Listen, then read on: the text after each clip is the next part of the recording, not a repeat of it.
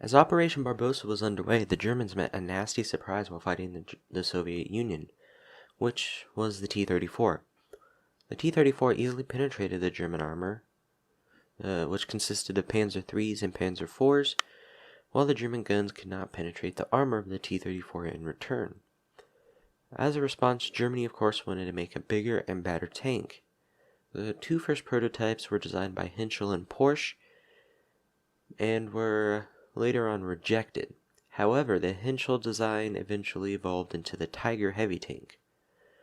Later on, Daimler-Benz and MAN were commissioned to create a whole design, while Rheinmetall would create a turret. The Daimler-Benz design was more or less a copy of the T-34, something that didn't please German authorities very well. MAN's design ultimately became the winning choice, as leaders were afraid that the Daimler-Benz design could cause friendly fire since it looked like the T-34, and the suspension was claimed to not be capable of carrying the turret. After picking the winning design, Hitler ordered it to be immediately put into mass production so it would be able to fight in the Battle of Kursk.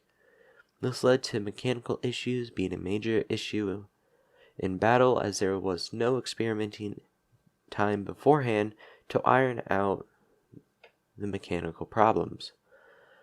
Out of the 200 Panthers in the Battle of Kursk, 160 were considered ineffective, and 43 remained after only 9 days of fighting.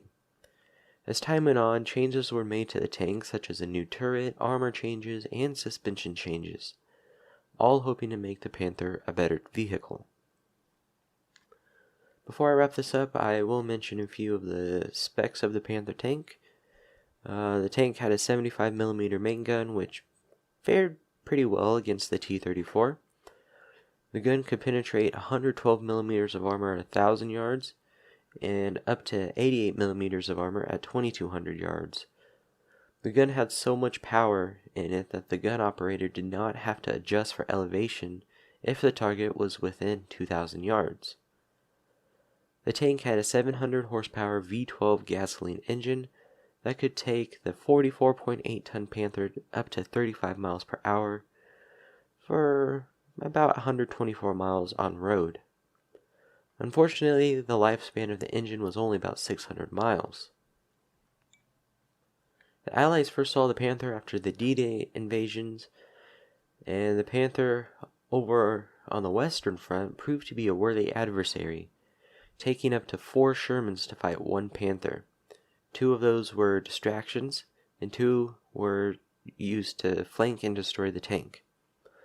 As time went on, the Panther became the spearhead to any attacks led by the Germans, though this didn't last very long, as limited supplies and Allied bombings limited Panther production. It ultimately became what some say is the best German tank during the war due to its firepower and strong frontal armor. Even though the war ended in 1945 for Germany, this tank lived on for a few more years in the arsenal of the French, until they got their military back in functioning order.